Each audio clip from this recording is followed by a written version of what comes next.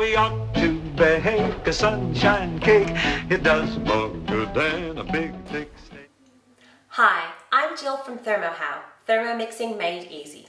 In today's video, I'm going to show you how easy it is to make a spectacular looking loaf of bread by simply braiding the dough. For this recipe, I'm going to use Lailah Rose Thermomumma's Jumbo 900 gram recipe, which you can actually find in the recipe community, in her Facebook group, or on her website. To make this dough, you'll need some water, some sugar, some flour, some yeast, some salt, some oil, and you can also use bread improver as well. You'll want to have something to let the dough rise in, so I use my thermomat. Otherwise, you could just leave it in your bowl or leave it in an oiled bowl with a tea towel on top. You'll also need some baking paper and baking trays for when you go to bake it, and you'll need some measuring spoons as well. So let's get started.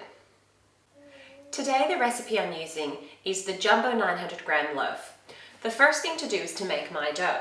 So following the instructions as per the recipe, I add all the ingredients to the Thermomix, and I then mix them together and then knead the dough for 6 minutes. I will then leave the dough to rest for 15 minutes. I personally like to wrap mine up in my thermomat, and when it's wrapped in the thermomat, then you can leave it for the 15 minutes. If you don't have a thermomat though, you could leave it in an oiled bowl with a tea towel over it to let it rise. It's now been 15 minutes that my dough's been resting. As you can see, it started to rise. So what we need to do to begin with is to knock it down and get any air out of it. So you just open up the thermomat or take it out of the bowl where it's been resting. And you just need to knock the air out. I'm then going to divide it into equal parts for my strands to braid my bread. Because today I'm going to show you a 3-strand and a 4-strand braid, it means I'm actually going to cut my bread into 7 pieces.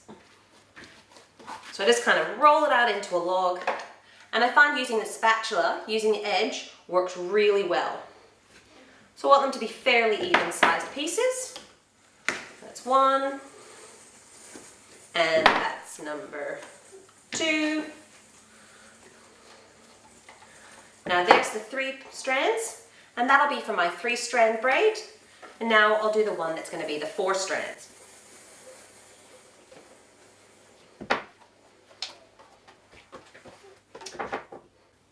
I'm going to start by making my 3-strand braid first.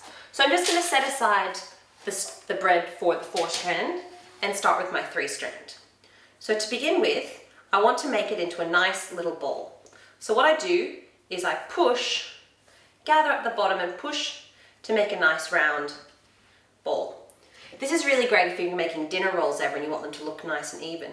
So again, just kind of pushing from the bottom up to make it into a nice round ball, and do the 3rd one again.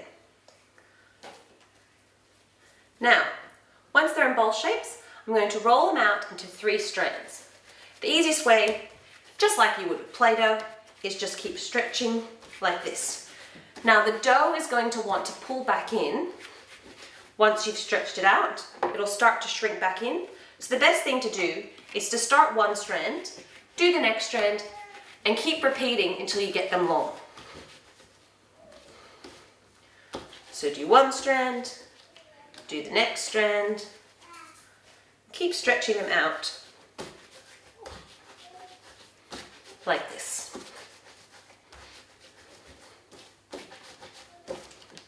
Then go back to the 1st strand and keep going again. I try to make them each to be as long as my thermomat. I find that's a good length to be working with. You want to try and make sure you don't get big lumpy and skinny bits either. You want it to be an uniform, even length for the strand.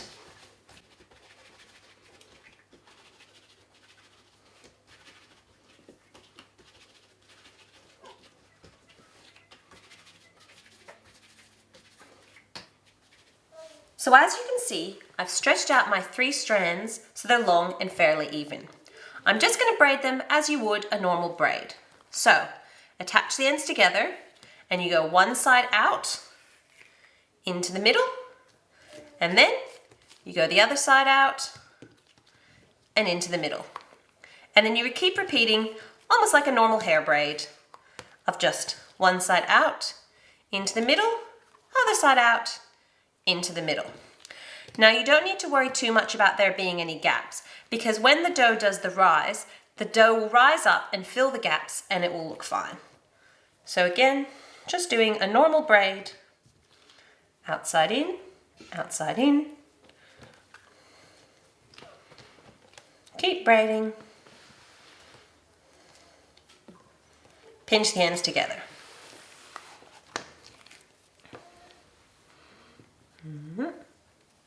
Braid that in a bit better. Now, as it's a nice long thing, I'm going to make it into a rose. I'm going to curl it up on itself, like this, to make an interesting rose shape. What I'll now do is place this on the baking paper with the tray, and I'm going to leave it in a warm place to rise till it doubles in size, roughly 45 minutes to an hour.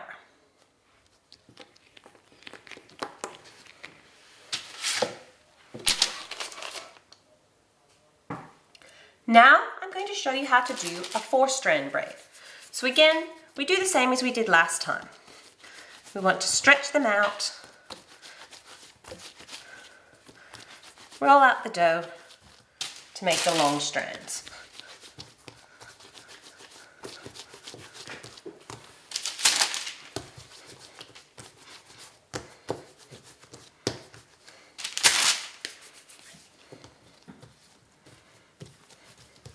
As you stretch it out, it starts to shrink back in again.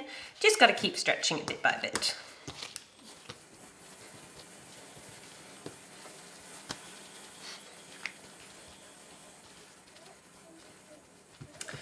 Now that we have our 4 strands, again, we're going to braid it together.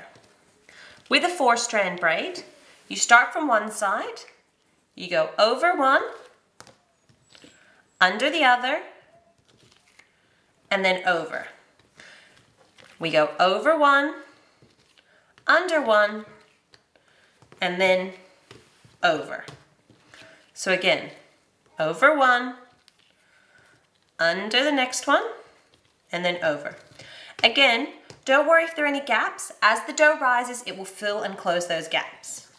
So we go over one, under the next one, over it again. Over, under, over. Over, under, over. Over, under, and over, over, under.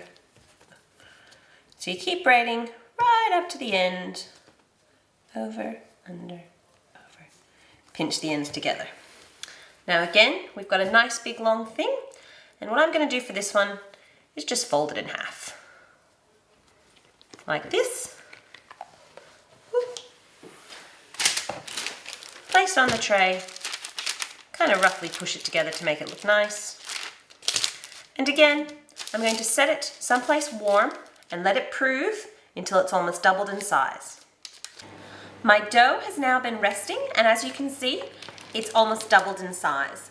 I'm preheating the oven and I'm going to put the dough in to bake. It will take me about 25 to 30 minutes to bake it to be nice golden brown, and that's at 180 degrees. I'm now going to put these into the oven and bake them. I've just taken my bread out of the oven, and as you can see, it's golden brown and looks fantastic. Braiding bread is really easy, and you can do it with almost any type of dough. So I really encourage you to give it a try, because you'll be absolutely amazed at the results. I hope you found this video useful, and if you have, please make sure to like our Facebook page and subscribe to the YouTube channel for more helpful how-to videos. I'm Jill from ThermoHow, Thermomixing made easy. Oh, we ought to bake a sunshine cake. It really isn't so hard to make. How? Fresh tears, a pound or two of pleasure.